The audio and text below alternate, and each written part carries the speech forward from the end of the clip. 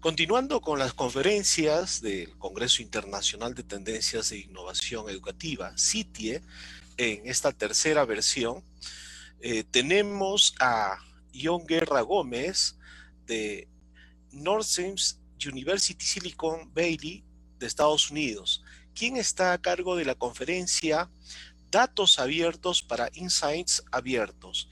Bienvenido, John. Adelante. Hola, ¿cómo están? Muchísimas gracias por la invitación. Porfa, me comentan si me escuchan bien, me ven bien, todo en orden. Te escuchamos con mucha Buenísimo. claridad. Adelante. Buenísimo, me alegra. No, pues muchísimas gracias por la invitación. Antes que nada, quería ofrecerles mil disculpas por si salen las cosas un poco complicadas, pero estoy pues en pleno proceso de cambiarme de país, por lo que en este momento estoy sin escritorio, ni siquiera sin internet, entonces estoy conectado desde el celular. Vamos a ver cómo nos va. Permítanme un segundo, yo trato de compartir mi pantalla y coloquemos esta por acá. Chan.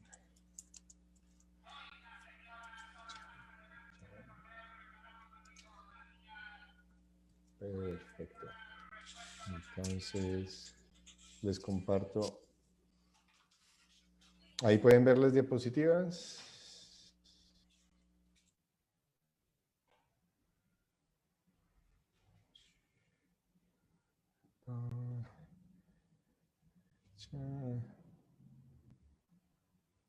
Vale, ¿me confirman ahí si pueden ver las diapositivas? Sí, sí se observa. Sí se observa. Súper. Sí, perfecto. Ven, entonces, pues nada, muchísimas gracias de nuevo por la invitación. Como les decía, mi nombre es John Alexis Guerra Gómez. Soy profesor asistente en la Universidad de Northeastern, aquí en Silicon Valley. Recién me acabo de mudar de nuevo por acá. Entonces, pues lo primero que les iba a pedir era un poco de paciencia con la charla. Este es el escritorio desde donde estoy presentando en este momento, que como pueden ver es una caja puesta sobre dos maletas. Entonces, si todo se cae o no funciona, entonces pues me perdonarán. Lo otro que les iba a decir era, pues aprovechando que estamos en un Zoom, como ustedes ya habrán visto, muchos de ustedes serán profesores o trabajan en educación, habrán dado charlas.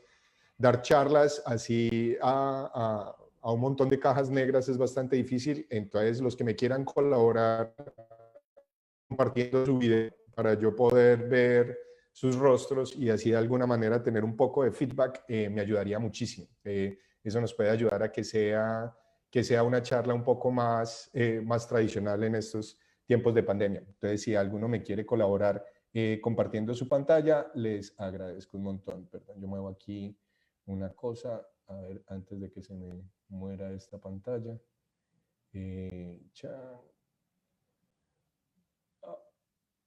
No.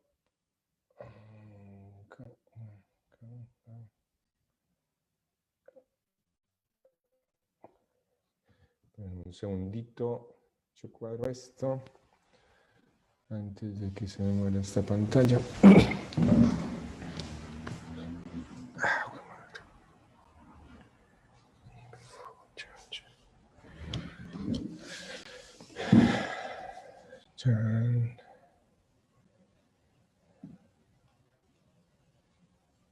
Eso. Listo, perfecto. Entonces, bueno, nadie me siguió la idea de la pantalla. Yo es acerca de datos abiertos y de insights abiertos. Yo en lo que trabajo es en el tema de visualización de información. Y cuando nosotros escuchamos acerca de visualización, lo que nosotros escuchamos muchas veces, o si buscamos, por ejemplo, en Google, son cosas como esta. Sencillamente es un montón como de gráficas y de cosas súper bonitas, pero en la realidad es que si nosotros vamos a ver qué es lo importante de la visualización, lo más importante es poder descubrir insights. Y me disculpan que las diapositivas estén en inglés y que utilice también el anglismo de los insights, pero es que lastimosamente yo no he podido encontrar una palabra en español que contenga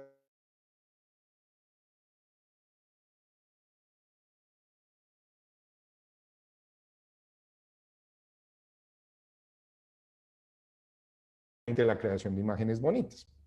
Entonces, cuando nosotros miramos la misma definición de visualización, visualización no es otra cosa que la generación de representaciones visuales utilizando computadores, pero lo más importante, diseñadas para que las personas puedan realizar tareas de manera más eficiente y más efectiva. Esta es la definición de Tamara Monsner en su libro de sistemas de visualización y análisis. ¿Por qué necesitamos esa definición? Porque al poder hacer eso, yo voy a poder evaluar si la visualización que yo estoy generando permite la generación o que los usuarios puedan completar esas tareas sobre los datos. Entonces, ¿qué es todo este cuento? John viene y nos habla aquí de insights, pero cuéntenos qué es eso. Pues básicamente los insights son cosas que requieren un entendimiento profundo del problema, que sean significativos, que no sean obvios, que yo pueda tomar una decisión con base a ellos. Entonces, y lo más importante desde luego, que estén basados en datos. Pero pues como todos ustedes saben, y pues este es un congreso de educación, entonces sencillamente educar diciendo qué son las cosas en vez de mostrarlo no ayuda mucho. Entonces, lo que voy a hacer a continuación, si el internet me lo permite y todas las cosas siguen funcionando, es que les voy a mostrar varios ejemplos de insights que hemos generado nosotros en nuestro grupo. Entonces, pero antes de eso, miremos qué es el tema de visualización. Básicamente, para poder entender esto, hay un problema muy chévere y no sé si de nuevo los invito a que me compartan videos los que están participando y los que estén viendo de pronto el streaming por aparte, si pueden participar de pronto por el chat o alguna cosa. Pero lo que quiero es que miren este ejemplo de datos. Este es un dataset que se llama el cuarteto de Anscombe, y básicamente es un dataset generado artificialmente, pero tiene una característica muy particular. Si ustedes van y miran estos datos y solamente comparan cada uno de esos 4 valores que van a ver ahí, hagan de cuenta que esto es una medición que hicimos en un laboratorio, ¿sí? Entonces, sencillamente se midió el primer día y tomamos el valor de la variable X y Y, el segundo día, variable X y Y, el tercero y el cuarto día. Y si nosotros le pasamos esto a un analista y le decimos, bueno, ¿qué hay en esos datos?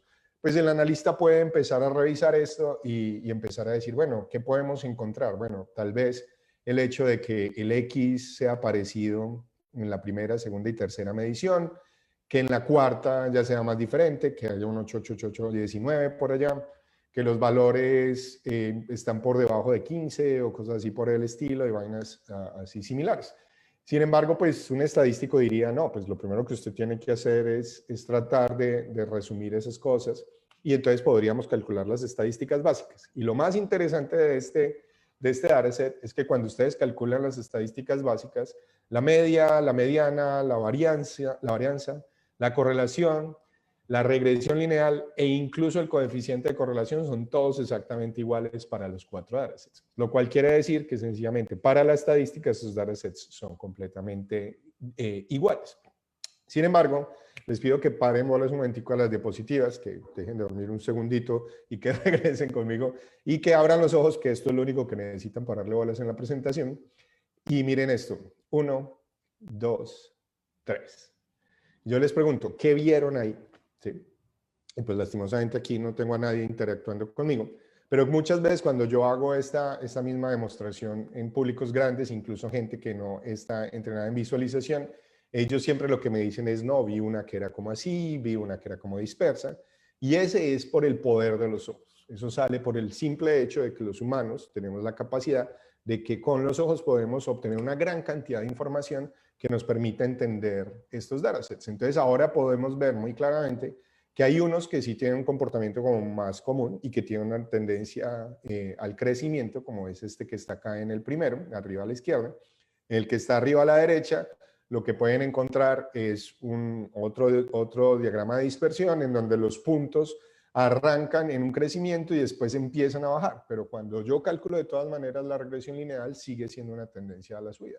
Eso es un dataset interesante porque eso es como, por ejemplo, lo que podría hacer un vicepresidente de ventas para convencer a todo el mundo de que todavía la empresa está vendiendo bien, cuando en realidad están pues en plena quiebra y van en decadencia. Si ustedes se fijan, por ejemplo, en el de abajo a la izquierda, van a ver que es una tendencia, vienen unos puntos que vienen en un crecimiento muy estable, muy constante, y de repente hay un punto anómalo que no cuadra. Y así igual el de abajo a la derecha. Entonces estos son bien interesantes porque son datasets que claramente se pueden ver visualmente, que son muy diferentes, y si no los hubiéramos visualizado, no hubiéramos podido entender eso. Lo más interesante es que si ustedes van y se fijan, estos otros 12 que están acá, todos tienen todavía las mismas métricas estadísticas. E incluso si tienen cuidado, si no tienen cuidado, se los puede comer el Datasaurus, que también tiene la misma media, la misma varianza, la misma mediana y todas las otras estadísticas. ¿Qué es lo que quiere decir esto? Lo que quiere decir es que incluso una visualización tan sencilla como un scatterplot, como un diagrama de dispersión, nos ayuda a entender qué es lo que está pasando en los datos, y es lo principal que deben de hacer antes, durante y después de que ustedes realicen cualquier análisis.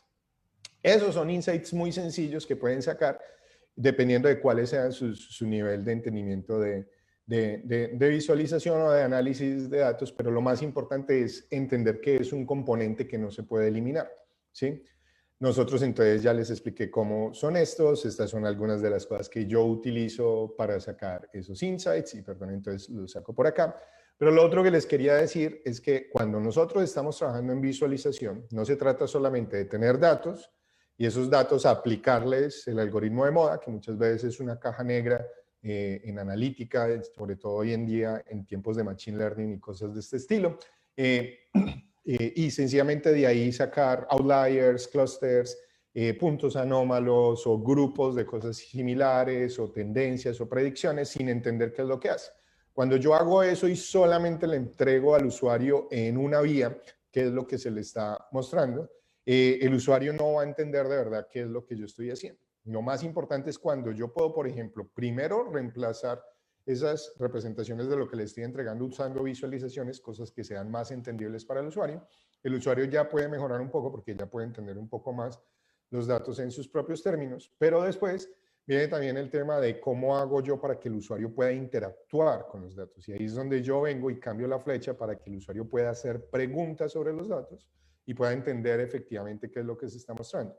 Y si más allá de eso podemos llegar al punto de abrir esa caja negra, de tal manera que podamos saber cuál es el algoritmo que se está corriendo, pues el usuario va a tener mucha más claridad de qué es lo que está pasando. Ahora, esta charla se llama Datos Abiertos para Insights Abiertos. Entonces, aquí podemos añadir un componente extra, y es que de dónde vienen esos datos. Si yo estoy analizando cosas acerca del coronavirus o un reporte de algo que publicó el gobierno o un reporte del impacto ambiental que tiene Ecopetrol o otra empresa grande de nuestros países que trabaja con hidrocarburos, pues yo poder entender que esos datos efectivamente lo que me estén mostrando no me esté metiendo gato por liebre. Entonces, el hecho de que yo pueda tener datos abiertos me ayuda a validar, a entender que estas cosas sean más claras y sencillamente tener un entendimiento más claro y poder generar mejores insights de lo que está pasando ahí. ¿Listo?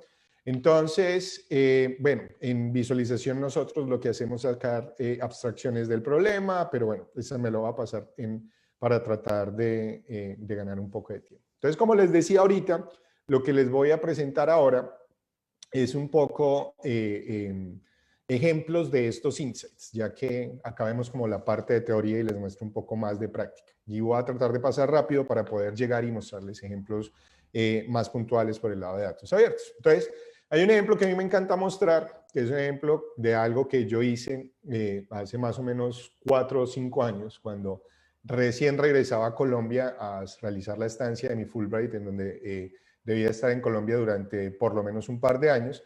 Quería comprar un carro y quería comprar un carro que después pudiera vender al poco tiempo, ¿sí? Entonces quería un carro que tuviera un valor de reventa alto, ¿listo? Entonces, pero normalmente, ¿qué es lo que hacen ustedes cuando van a comprar un carro, ¿sí? Entonces, normalmente lo que hacemos en Colombia, no sé cómo les vaya a ustedes en Perú, pero me imagino que en el resto de Latinoamérica es más o menos lo mismo, es que van y le preguntan a un familiar, ¿sí? A un familiar o amigo y le dicen, oye, ¿qué carro debería de comprar? El problema con eso es que si usted va y de pronto les pasa como nos pasaba a nosotros en Colombia, que el familiar tenía un carro que era el carro de toda la familia. En Colombia era el Renault 4, a mí me metían en la bodega de ese carro y me llevaban así dando golpes contra el vidrio y no es que tenga ningún trauma al respecto. Y pues de pronto lo enchularon mucho y lo dejaron súper bonito y Dios quiera no lo volvieron chicuca como este que está acá, esperando que esa palabra no sea nada malo en Perú, que no lo destrozaron como este que está acá. Pues lo que les va a decir la gente es compre ese carro, pero eso es como tratar de hacer inferencia estadística con un n de igual a 1. ¿Sí? No, no, grillos, sí, las pantallitas negras no se ríen. Bueno, eso es un chiste como para estadísticos y nunca nadie se me ríe con ese chiste y mucho menos en una conferencia de Zoom donde nadie me comparte video, pero básicamente es como tratar de hacer inferencia con un n igual a 1, ¿sí? Lo cual no tiene ningún sentido, como yo tratar de saber quién va a ser el presidente de un país solamente preguntándole a una persona. Entonces podemos utilizar un enfoque un poco más basado en datos. Y ese enfoque, ¿hay alguna pregunta? Sí, pero es que en la sala 3, esa es sala 1. Isabel, si de pronto nos puede colaborar poniéndole mute al micrófono, muteando el micrófono.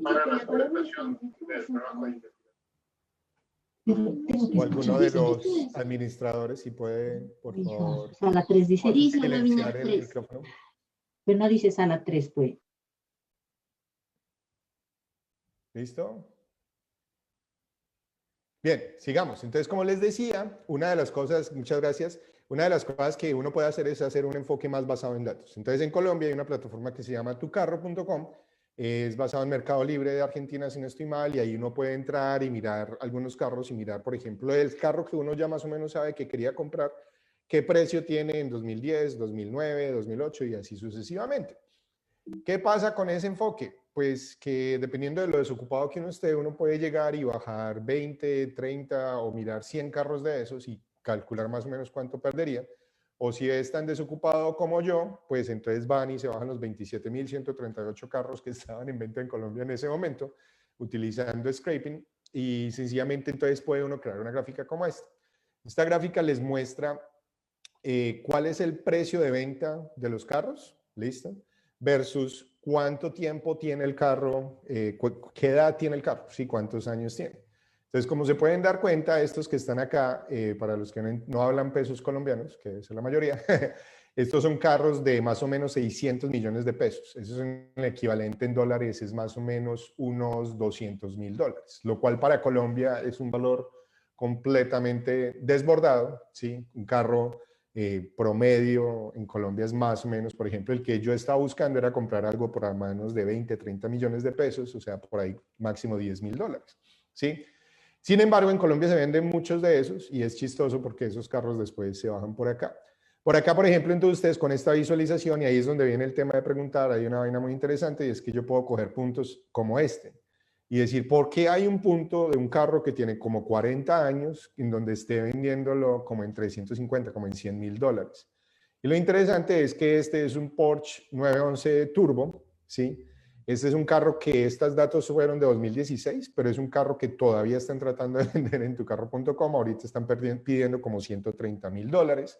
Y debe ser el típico de la persona que tiene el carro favorito y que la pareja le dice todo el tiempo, saque esa porquería de ese garaje que no hace sino estorbar. No, no, no, eso es un clásico, espera que lo podemos vender caro. Pero pues lastimosamente todavía no han podido. Pero recuerden que esa no era mi pregunta, ¿no? Mi pregunta era, ¿cuál carro se deprecia más? ¿Cuál debería yo de comprar? Entonces lo que hice con eso fue sencillamente calcular cuál era la regresión lineal de cada una de esas marcas. Y entonces lo que podemos ver acá es cómo hago yo cogiendo esas marcas y sencillamente las puedo alinear. Y ahí estoy viendo qué tanto se deprecia sobre el tiempo. Entonces estas que están acá son las marcas que menos se deprecian sobre el tiempo en Colombia. Y las que están por acá son las que más se deprecian. Siempre que muestro estos por acá no falta alguien de la audiencia que sale llorando porque piensa que su carro está muy depreciado. Pero esta solamente por las marcas. En realidad lo que yo quería hacer era ir al nivel de los modelos específicos para saber qué carro comprar. Cuando yo hago eso, entonces si hacemos ese cálculo, van a poder encontrar este que está acá. Y lo más interesante de ese es que tiene algunos carros que en vez de depreciarse, antes aumentan de valor. Ese fenómeno es bien interesante porque en Colombia, yo no sé si en Perú será lo mismo, pero en Colombia nosotros tenemos muchos Jeep Willys. Estos Jeep Willys, si no estoy mal, son carros que fueron creados para la guerra y eran carros que son extremadamente resilientes, que son carros que yo, o sea, los puedo arreglar en el medio del combate, en el medio del campo, en las situaciones más agrestes, con cosas que puedo encontrar allá, que son muy firmes, que van a resistir lo peor. Y en Colombia se convirtieron como en los taxis de la montaña, como nosotros tenemos los Andes, que ustedes deben de entender también cómo es eso. Pues estos son los únicos carros que han resistido eso. Entonces en Colombia es muy común que uno, por ejemplo, pueda comprar un carro de esos, arreglarlo, pintarlo de verde, ponerle US Army y venderlo más caro. Entonces este es un insight. Ahora, los datos de esto no eran datos abiertos, son datos que me tocó ir a sacar de una plataforma como Tu Carro, haciendo programación y con métodos que legalmente vendría siendo el debate de si es legal o no hacer un scraping de estos. ¿Listo? Miremos otro ejemplo que debería ser directamente datos abiertos y que lastimosamente tampoco lo es.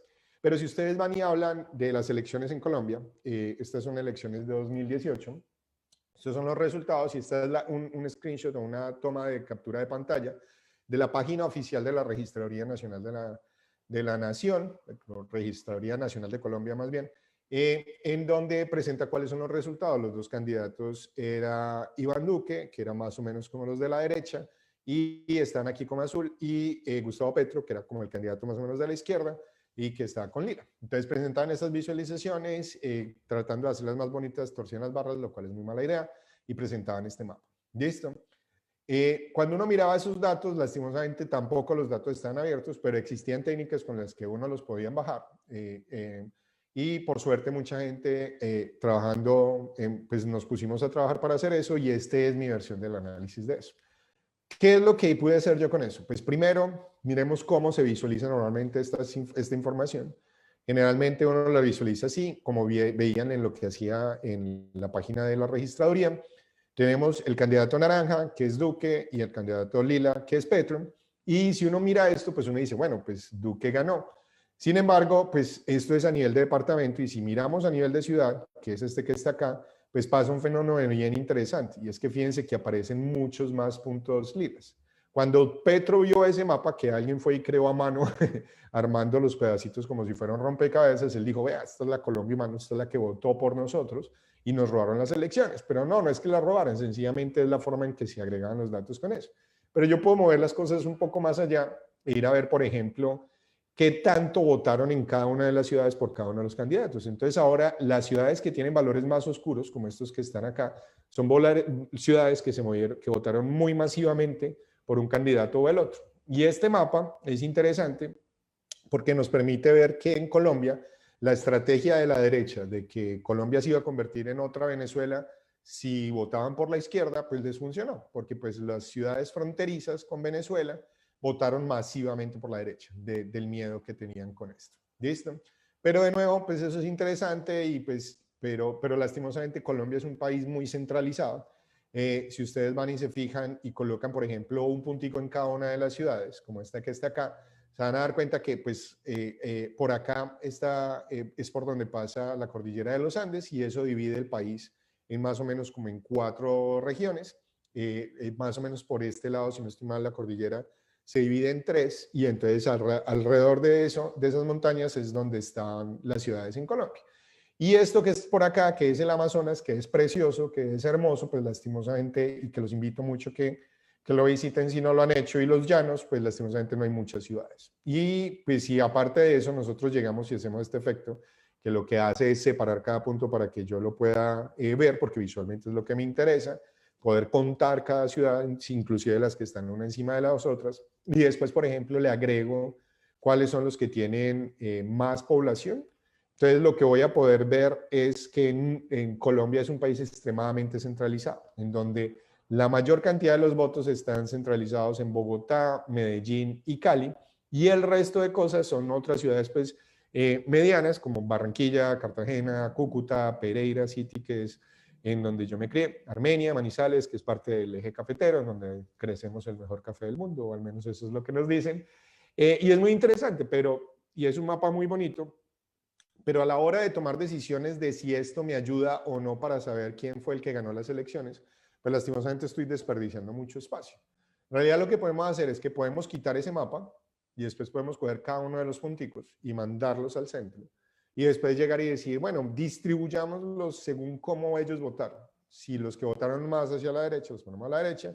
Los que votaron más hacia la izquierda, los ponemos a la izquierda. Y ahora por fin me golpea el insight. Ahora por fin yo puedo entender por qué Iván Duque ganó las elecciones en Colombia. La razón por la que ganó es que a pesar de que Petro, el de la izquierda, el lila, ganó Cali, Bogotá, Barranquilla, Cartagena, pues Duque sencillamente ganó muchos municipios mucho más pequeños que votaron de manera muy masiva. Por ejemplo, este específico que está ahí, Salazar en Norte del Santander, votó 81% más a favor de Duque que de Petro. O sea, si yo sencillamente calculo el porcentaje de gente que votó por Duque menos el porcentaje de gente que votó por Petro, me da 81%. Entonces, gracias a eso fue que ganó. Y ya después, si quiero ver un análisis por regiones, también lo puedo separar.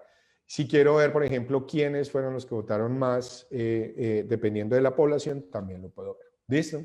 Y esto es un análisis que me ayuda a entender mucho las elecciones, que me ayuda a ver una nueva perspectiva, que me permite ver una cantidad de cosas bien interesantes, pero lastimosamente no es tan accesible y el hecho de que esos datos no sean publicados completamente me hace que sean mucho más duras de hacer. ¿Listo?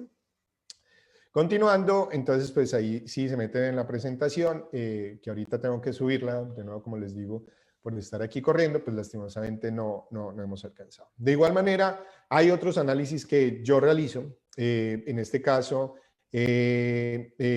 exacto, ahí estoy viendo, si tienen cualquier pregunta, me dicen, o si alguien quiere abrir el micrófono y hacer la pregunta, de una me pueden interrumpir, no hay ningún problema. Así no me siento tan solo acá. Aquí hay otra visualización que me voy a saltar porque quisiera mostrarles otras y dejar un poquito más de tiempo para preguntas, pero si al final nos queda tiempo y no hay preguntas, entonces les cuento acerca de esta. Pero esto es una visualización haciendo análisis de quiénes son las personas más interesantes en una conferencia específica, según lo que se está hablando en Twitter de esa conferencia. ¿Listo? Estos tampoco son datos abiertos, son datos también que toca scrapear de Twitter, pero por lo menos Twitter tiene una API, tiene un API que yo puedo utilizar para bajarme esos tweets y hacer un análisis. Bien. De igual manera, entonces, bueno, ya también tengo un análisis de Twitter, de los robots, de quiénes fueron unas cuentas que estaban tratando de manipular las elecciones. Estas son ya no las de 2018, sino las de 2014. Entonces, si ahorita alguien quiere, me pregunta y les muestro ese caso de los robots. Pero básicamente esto es una charla de datos abiertos. Entonces, quisiera hablarles por qué necesitamos nosotros datos abiertos. Les voy a presentar un caso muy específico. Resulta que mi hermano, como ven, yo soy una persona muy de armas tomar, muy de datos tomar. Y resulta que mi hermano, que ya tiene 3 hijos, cuando fue a tener el tercero o la tercera, que era la niña, él ya le había colocado a los 2 primeros, les había colocado los nombres más comunes en Colombia. Entonces, cuando fue a tener esa niña, yo inmediatamente pensé en este ejemplo que está acá, que se llama el Baby Name Wizard, o el mago de los nombres, o el oráculo de los nombres. Es una visualización muy chévere que la pueden ver ahí para los nombres en Estados Unidos. Y es una visualización que te permite ver cualquier nombre y te permite ver cómo ha sido el uso de esos nombres en Estados Unidos según el número de gente que hay en el país. Esta es una visualización que a mí me encanta porque te permite ver que John está en decadencia, pero Santiago, que es uno de mis sobrinos, es uno de los más usados y en los últimos años está completamente en crecimiento, y David, que es el segundo nombre, pues también está bastante usado. Entonces mi hermano no sabía qué nombre ponerle a la niña, o él ellos ya de pronto ya sabían, pero nosotros, yo quería recomendarle un nombre que no fuera tan común, porque siempre me ha parecido muy maluco no llegar a clase y que digan John y se levanten los 7 Johns de la clase y todos digamos presente, señorita. Entonces yo dije, bueno, pues entonces voy a hacer ese análisis. Voy a meterme a bajar los datos de la registraduría de nuevo, que es la entidad del gobierno que calcula toda esta información. Como son datos del gobierno y Colombia supuestamente es, para el momento en 2016, era supuestamente el 4.º país con datos más abiertos del mundo. Y yo dije, bueno, pues voy a mirar cómo se están. Y efectivamente la registraduría está muy organizada, tiene un sistema de información muy bueno, tiene una API Y por cierto, para los que no conozcan, una API es, piensen en eso como como una conexión en donde yo puedo conectar a un computador a que hable con otro computador para bajar los datos. Entonces, en vez de yo tener que estar sacando las cosas manualmente, ir bajando dato por dato, yo puedo poner un computador que va a ser mucho más veloz que yo, hablar con el otro computador y bajar así 40 millones o 50 millones de nombres en cuestión de horas máximo o incluso minutos dependiendo de la velocidad de la conexión. Tenían una API entonces y todo estaba muy organizado, pero cuando ya me iba yo a poner a hacer la visualización, cuando me iba a poner a bajar los datos, me doy cuenta que si bien tenían una API, me cobraban como 25 centavos de peso por cada nombre que bajara. Por lo cual, entonces, cuando tuviera 4 millones de nombres, me iba a valer 1 millón de pesos, lo cual pues no tenía ningún sentido. Entonces, pues lastimosamente tocó cancelar esa y nunca pude hacer esa visualización. Y es bastante triste porque cuando yo le decía eso a la gente me decía, ah, sí, pero eso ya se ha hecho. Y ya se ha hecho es que sencillamente algunos periodistas habían publicado cuáles eran los 10 nombres más comunes del país y ya. Y la gente se queda tranquila con eso, sin mirar todos los detalles, sin mirar lo que hablábamos antes de que yo pueda coger la visualización y que pueda ir a preguntarles cosas, que yo pueda generar nuevas hipótesis, nada de eso está. Y lastimosamente también entonces viene ese problema de que la gente sencillamente no tiene la mentalidad de estar haciendo las preguntas. Entonces les presento otro ejemplo. Bueno, entonces sí, aquí están los nombres, y entonces me cobran. Entonces ese no se pudo. Sin embargo, creo que esto fue como 2 o 3 meses después, mi hermano me dijo de nuevo, bueno, estamos escogiendo el colegio para Santiago y queremos escoger un colegio que sea bueno, que nos guste. ¿Ustedes qué les gustaría? Entonces, ni corto ni perezoso, me metí en la página de datos abiertos de Colombia y esta vez el ICFES, que son los que se encargan en Colombia de presentar los resultados del examen de estado, el examen que se llama el ICFES o en las pruebas saber en este momento, que es el examen que se le realiza a todos los estudiantes que se gradúan del colegio, del bachillerato, como se llama en Colombia, para medir cuáles eran los colegios que tenían mejores resultados. Y con base en eso me di cuenta que eran datos abiertos y 3 horas más tarde ya tenía yo esta visualización. Si ustedes van y se meten acá, aquí hay una versión virtual de eso y precisamente en este momento empezaron a taladrar en la calle, espero que no les haga mucha bulla. Pero lo chévere de esta visualización, si es que carga en algún momento con el internet que yo tengo, es que es una visualización que me permite ver no solamente todos los colegios de Colombia, si yo quiero hacer la comparación a todos los colegios de Colombia, lo puedo hacer. Puedo ir a seleccionar el departamento de Risaralda, que es donde vive mi sobrino. Puedo ver la lista completa de los colegios, pero lo más interesante, que es esto que está acá, es que puedo mirar cuántos estudiantes mandó el colegio a presentar las pruebas. Entonces, por ejemplo, fíjense que ese colegio, el Sagrado Corazón de Jesús, mandó solamente 3 estudiantes. Entonces, eso es una técnica que están como que utilizando los colegios en Colombia. Y es que como ellos saben que los miden por el puntaje promedio en el ICFES o en las pruebas saber, entonces ellos en vez de mandar a todos los 200 estudiantes que va a bajar la media, lo que hacen es que mandan a los 3 mejores estudiantes a que lo presenten en la fecha oficial y después en una fecha alterna mandan a todos los otros 190, de tal manera que esos otros queden con un promedio más bajo, pero como los van a medir es en los de la fecha oficial, entonces quedan con un puntaje más alto. Y si uno sencillamente mira el valor promedio, pues no va a poder observar eso que está ahí. Aquí está entonces, por ejemplo, eso. Entonces, lo que les decía, uno puede venir y seleccionar, y lo chévere de esto es poderle hacer preguntas a la visualización. Yo puedo seleccionar solamente Risaralda. Aquí estoy viendo la comparación de todos los que mandaron por lo menos 10 estudiantes. Yo puedo llegar acá y decirle, no, muéstrame todos los que mandaron al menos un estudiante. Y cuando ustedes hacen eso, si bien se demora, pero fíjense que yo alcanzo a tener resultados rápidamente. Acá está el colegio que yo les decía, aquí hay otro colegio que mandó una sola persona, aquí hay un colegio que mandó 4 personas, entonces a raíz de eso yo puedo establecer y decir, no, a mí solamente me interesa colegios que hayan mandado más de 50 personas, y cuando realizo ese filtro, entonces ahora sí me aparecen colegios como más, que tengan más información. Estos que están acá son los colegios, si no estoy mal, calendario A y B, colegios privados, entonces otra característica bien interesante.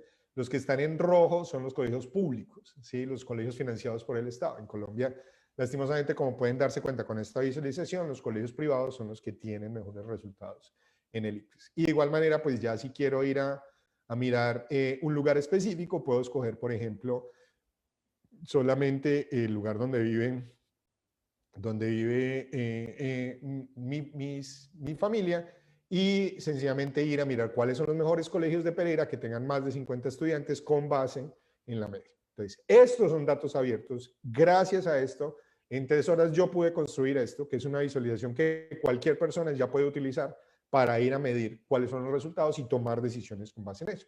Eso es insights abiertos gracias a datos abiertos. Así como este, tengo muchísimos otros ejemplos que les podría mostrar, pero como se pueden dar cuenta, pues me puedo quedar aquí todo el día, pero quería mostrarles otra herramienta que es bastante chévere y que yo siento que ustedes podrían utilizar en sus proyectos. Si alguien de pronto quiere hacer investigación conmigo y quiere hacer una colaboración, una herramienta que se llama Navío. Es una herramienta que te permite entender un dataset cualquiera, incluso si son datasets grandes, ¿sí? Y por grandes me refiero a cosas que sean menos de 200 megas, que generalmente las cosas que son más de 200 megas le cuesta mucho a la gente analizar, pero incluso las que son de menos de 200 megas, muchas veces la gente se complica mucho la vida. Lo normal que les va a decir un data scientist, un científico de datos, cuando ustedes les pasan un dato de esos, lo que ellos van a hacer es abrir una consola en un Jupyter Notebook, como este que está acá, y empezar a cargar los datos, sencillamente cargarlos, abrir esos datos y empezar a mirar qué columnas tienen. Entonces eso les muestra todas las variables que tiene este dataset. Este es un dataset del videojuego FIFA, en donde ustedes pueden ver cuáles son todos los diferentes jugadores. Pueden describirla, que les va a mostrar cuáles son la media, la mediana y todas las variables que ya les, o las estadísticas que ya les dije que puede generar mucho problema, o pueden mirar los primeros 10 registros. Pero el problema con eso es que no te permite ver mucho más allá de eso. Bueno, Navío es una herramienta, si se meten en la página navío.dev, de desarrollo, DEV, ¿sí? Van a ver que es una herramienta que me permite ver visualmente cualquier dataset.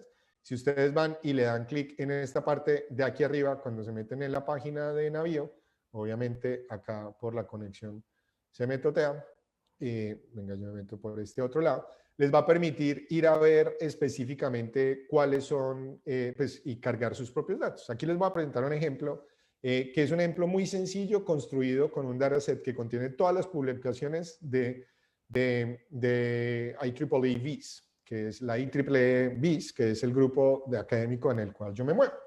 Básicamente aquí hay 3.000 papers. Entonces imagínense, esto que está acá es como si fuera una hoja de Excel, y cada una de estas es como las columnas de esa hoja de Excel. Fíjense que yo puedo ver cada uno de los papers, incluso puedo llegar a ver el título completo de cada uno de los papers, ¿sí? Puedo ver en qué año se publicó, y noten que si notan ese degradado que pasa de un azul claro a un azul oscuro, es porque los papers, en la forma en la que vienen en el dataset, están ordenados temporalmente. También puedo ver que tienen un DOI, que estas dos no las estoy visualizando porque pues esto lo coge automáticamente. La idea de esto es que funcione con cualquier dataset. Pero yo puedo ver cuáles son los que están en la primera página. Noten que por acá empezaron a publicar páginas mucho más altas. Esta es una interesante, que es el tipo de paper. Entonces, en IEEE Viz hay papers que son de conferencia, de journal, y bueno, este por ejemplo de M no sé qué es. Pero si yo, por ejemplo, quiero ver más información de eso, una de las cosas que yo puedo hacer es que le puedo decir, agrúpeme las cosas por el tipo de conferencia. Entonces, con eso, yo le puedo decir, muéstrame los papers de tipo conferencia. Lo único que tengo que hacer es hacer clic sobre conferencia. Entonces, fíjense que de 3.101 pasé a seleccionar estos que están acá, que son 1.533, que son de tipo conferencia. Con esos yo ya puedo seleccionar, por ejemplo, la conferencia, y al seleccionarla acá, ordeno por la conferencia. Y de pronto, dentro de la conferencia me doy cuenta que hay 3 subconferencias, que ahorita las acaban de juntar, que son Viz, BAST e InfoViz. ¿Listo? De pronto yo lo que quiero hacer, o por ejemplo esta puede ser más interesante.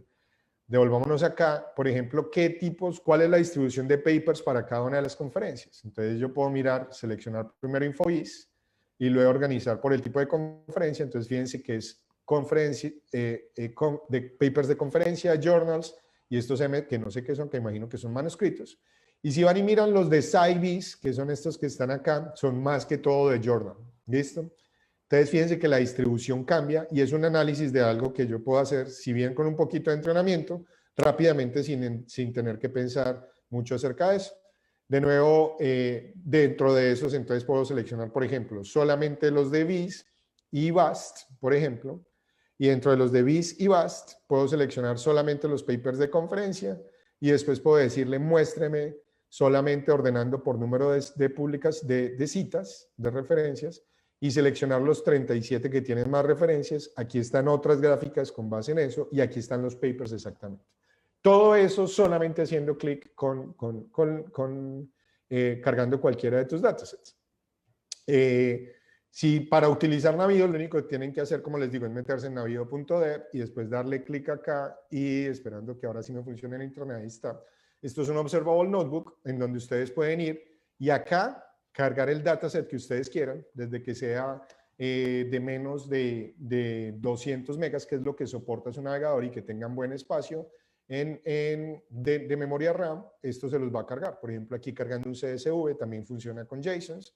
Esto es una versión pues de prueba de un dataset, y aquí le pueden cambiar todos los atributos si quieren que sean más grandes o que el navío sea más pequeño, e ir a crear otra visualización de eso. Entonces los invito mucho a que la prueben y me cuenten qué les parece, o si quieren de pronto trabajar con eso. Así como eso, hay otra gráfica que me gustaría mucho mostrarles, que creo que todavía tengo como otros 3 minuticos. Voy a ver si alcanza a cargar. Esto es una visualización de cómo votan los senadores de la República en Colombia. Como pueden ver, básicamente lo que estamos cargando acá es casi 400.000 registros, casi medio millón de votos. Aquí están todos los 400.000 votos de los senadores desde que se lleva registro en Colombia. Si yo ordeno por periodo, puedo venir acá y seleccionar solamente el último periodo que tenemos datos, que es 2014-2018. Dentro de estos datos, yo puedo ir a ver, por ejemplo, las diferentes corporaciones que tengo. Entonces puedo organizar por esto. Y al organizar por corporaciones, entonces me doy cuenta que tengo datos de la Comisión Primera de la Cámara. Por acá está la Cámara de Representantes y aquí está el Senado. Digamos que solamente quiero analizar el Senado. Y haciendo ese análisis, ahora vengo y muestro una visualización que, si bien es mucho más compleja, también tiene muchos insights. Y es, cada nodo acá representa un senador, y hay un enlace entre 2 senadores, y esos 2 senadores votaron de la misma manera. Entonces, como para entender quiénes son los senadores que se parecen más entre ellos. Cada senador está coloreado dependiendo del partido. Entonces, lo primero que uno puede darse cuenta acá es que en Colombia los partidos no significan nada. Lo que sí hay en Colombia son 3 grupos muy marcados. Hay unos que solamente votan entre ellos y con los de estos, que son los del centro. Los del centro que votan con los de los 2 lados y también con los del centro. Y estos que están acá que solamente votan con los de ellos y los del centro. Básicamente, si ustedes la piensan un poquito, es como la izquierda, el centro y la derecha, más o menos. Lo otro que yo puedo hacer acá es que puedo tomar este que está acá y empezar a decir, muéstrame los que hayan tenido más de un voto en común. Digamos que yo quiero decir que hayan tenido más de 30, más de 40, 50, 60, 70. Y si sigo subiendo, cuando voy por allá en 180, 200 votos en común, fíjense lo que empieza a ocurrir. Y es que sencillamente me aparece que hay un partido, no sé si alcanzan a notar, ese partido de azul es un partido que vota solamente con lo que diga ese partido de azul. Así como este partido que está acá. Estos que están acá son algunos de los senadores más representantes de la izquierda colombiana, ¿sí? Como pueden ver, ellos tienen cierta fidelidad de partido, pero entre ellos mismos, por ejemplo, Jorge Enrique Robledo vota mucho más con Castilla que, por decir algo, con Iván Cepeda. ¿Listo? Ahora, este otro partido que está acá, si ustedes conocen un poco de política de Colombia, entenderían y sabrían rápidamente quiénes son esos. Esos son los del Centro Democrático, que son un poco como la derecha, tirando para mucho hacia la derecha. Y ellos tienen una característica que puede ser buena o puede ser mala, ya los políticos, analistas políticos pueden decidir eso, y es que votan en lo que diga el partido. Y técnicamente votan en lo que diga un expresidente que se lanzó al Senado y que quedó de senador, que se llama Álvaro Uribe Vélez, y que es uno de los más controversiales, es o amado o muy odiado en Colombia. Entonces es muy chistoso porque ese partido vota a lo que diga Álvaro Uribe Vélez, pero si ustedes van y miran, Álvaro Uribe Vélez es el único, o no el único, es uno de los 2 o 3 que rompe esa característica, porque es uno de los únicos que vota con otra gente, como por ejemplo con Mesías, con Sami Meré, que entre otras cosas es el senador de mi región, o con Carlos Soto, que es también otro senador que era de mi región. Entonces este es un insight muy poderoso y que se puede sacar sencillamente haciendo clic, clic, clic, para yo seleccionar qué periodo. Si quiero repetir ese mismo análisis, pero para la Cámara de Representantes, es tan sencillo como venir y hacer esto mismo acá y después reducir de nuevo, hacer este análisis y entonces empezar a ver cuáles son los grupos que aparecen ahí en la Cámara, que de nuevo aparece el Centro Democrático, pero no tan marcado como en el Senado. Y bueno, creo que ahí me pasé por lo menos un par de minutos del tiempo que tenía reservado. Entonces, si quieren, paro en este momento y busquemos si tenemos algún tipo de preguntas o si quieren que elaboren alguna de las otras cosas. Pero para resumir, el tema fundamental del análisis de datos es buscar los insights. Y en la medida que tengamos más datos abiertos, vamos a poder tener más insights abiertos que nos van a permitir entender mejor esos datos y tomar mejores decisiones a futuro. Muchísimas gracias. Bien, muchísimas gracias. Realmente muy interesante y fundamental entender todo lo que, todos los datos y principalmente su análisis nos permite entender con mayor claridad, ¿no? Nos permite entender o dar explicaciones del fenómeno o del problema que se tiene. Y esto muy relacionado con la investigación.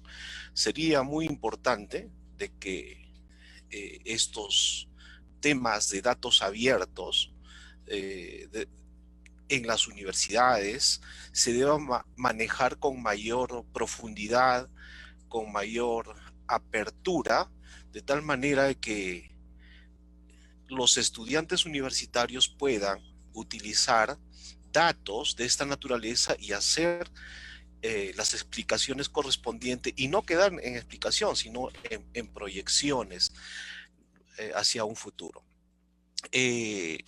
Una pregunta, si bien es cierto que los insights sirven para dar explicaciones y también sirven para hacer proyecciones, en el campo educativo, ya que estamos en ese contexto, no sé si tenemos datos o bases de datos abiertas como para hacer análisis en cuanto a las evaluaciones de los aprendizajes de los estudiantes a nivel universitario, a nivel de educación superior o a nivel de educación básica, por ejemplo.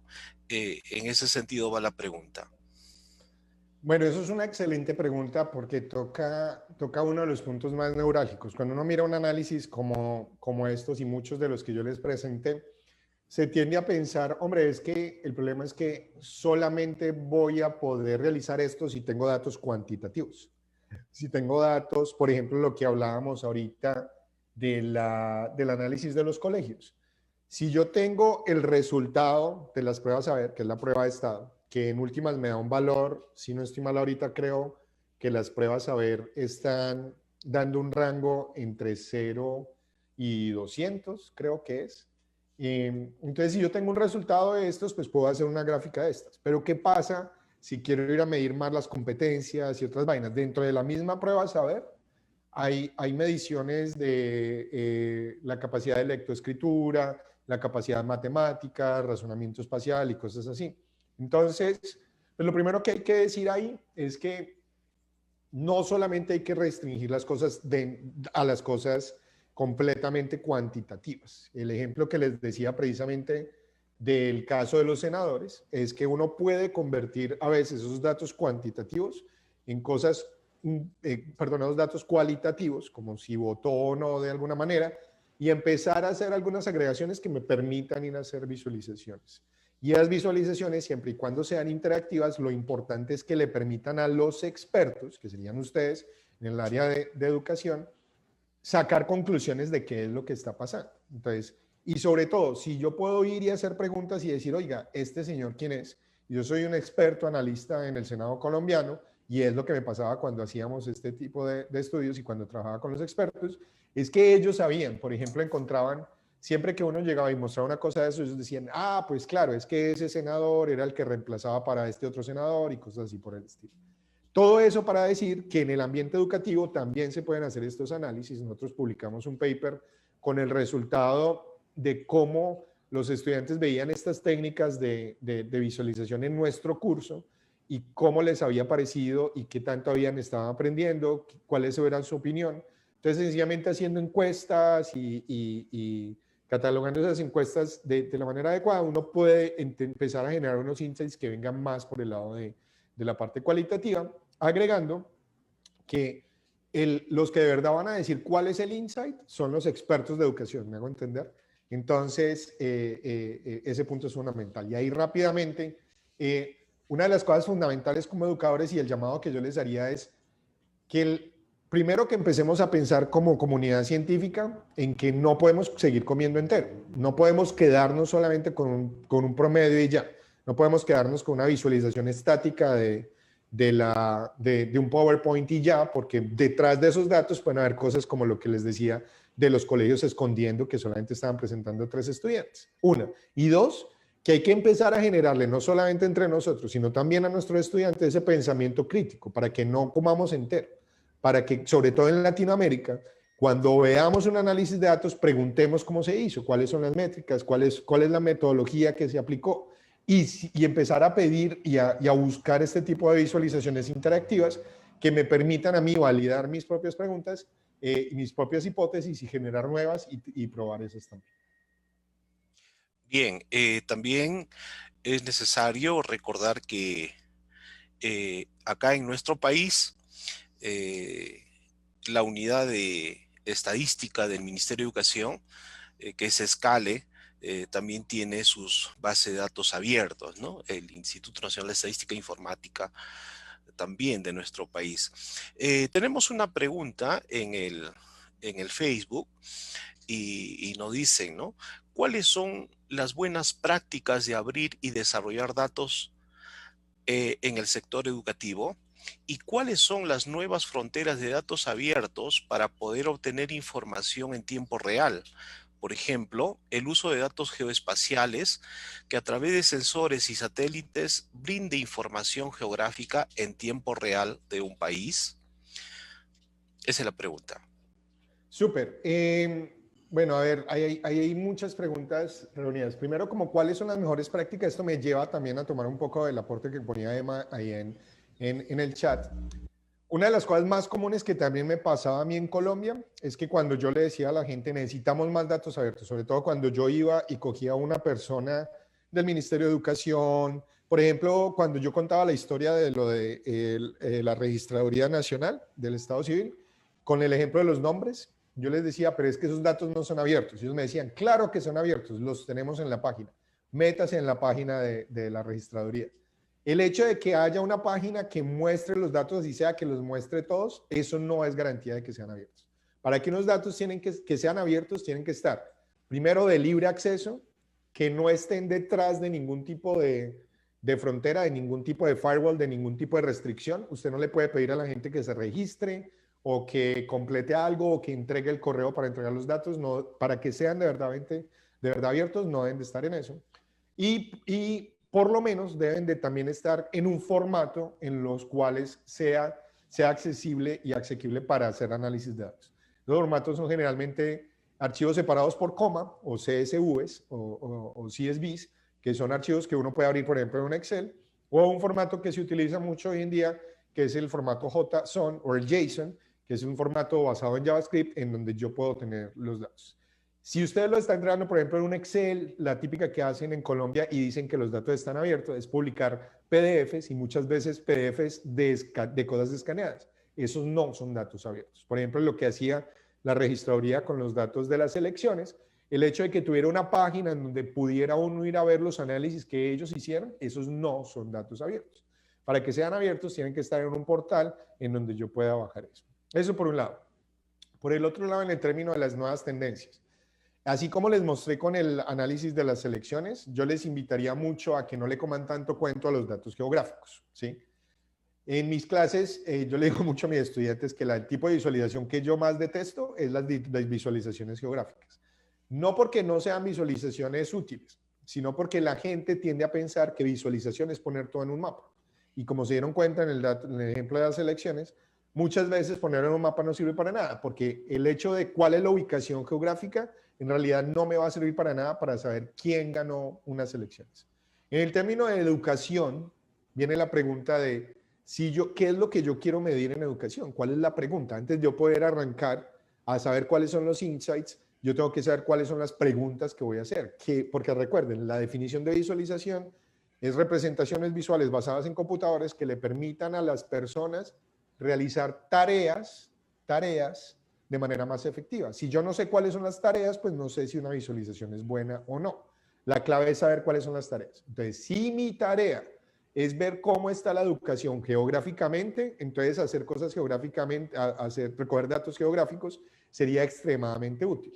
Pero si mis preguntas son otras, que generalmente en el ambiente educativo, dentro de mi ignorancia, lo que más se mueve son otras cosas, es cuál es la satisfacción del niño, qué tanto está recibiendo los conceptos, cuáles son los niveles de frustración, cuál es el nivel de crecimiento de lo que sabía desde el inicio de la clase al final de la clase, cuál es la frontera del espacio de conocimiento en donde pueden saber hasta qué punto se van a frustrar o no se van a frustrar porque no están recibiendo los conceptos, cuáles son las competencias que están ganando. Nada de eso, la mayoría de esas cosas no van a tener nada que ver con cosas geográficas. Entonces, ¿cuáles serían las nuevas tendencias? Yo más bien preguntaría es cómo hacer primero para poder cuantificar de una manera que sea comparable todas esas cosas que son tan subjetivas. Y eso es una tarea para ustedes los educadores. ¿Cómo hacer yo para poner en algo que universalmente sea peras versus peras? Y no sencillamente peras versus tamales, para yo poder comparar cuáles son las visualizaciones. Y segundo, tener mucho cuidado con el tema de la privacidad, porque también si yo coloco cosas automatizadas, si coloco cosas en tiempo real, ¿cómo hago para garantizar que yo no vaya a mostrar, por ejemplo, en la visualización que yo le estaba mostrando, que yo no muestre que todo el mundo tenía un promedio de 80 puntos en una prueba y hay un niño que tenga 60 puntos y es el único niño y entonces por eso, entonces ya uno lo puede identificar y le puedan ir a hacer bullying a ese niño, ¿ya? Entonces esas técnicas, esas preguntas de privacidad sería una de las cosas que sean más críticas de mantener y de revisar y de las que tendríamos que discutir en términos de análisis de datos de educación, diría yo. Sí, exactamente. Uno de los aspectos muy importantes sería considerar el marco ético en el manejo y el tratamiento de estos datos, porque eso realmente puede perjudicar no solamente la integridad moral del niño, del profesional, de la misma empresa, ¿no? Total. Muy importante. Yo quiero quedarme con lo que tú comenzaste diciendo, educar diciendo que son las cosas no tiene mucho sentido, no tiene mucho efecto. Educar implica hacer las cosas, experimentarlas, ¿no? Finalmente, tus palabras, John, y el agradecimiento eterno de nuestra parte, de la Universidad Continental y de todas las personas que estamos involucrados en el quehacer educativo universitario. Tus últimas palabras. Muchas gracias. David, muchísimas gracias a todos ustedes, a Clinja y a todos por esta invitación. Un placer. Lástima que hayamos tenido que hacerlo así virtualmente, pero pues también chévere que de pronto pudimos llegar a más gente.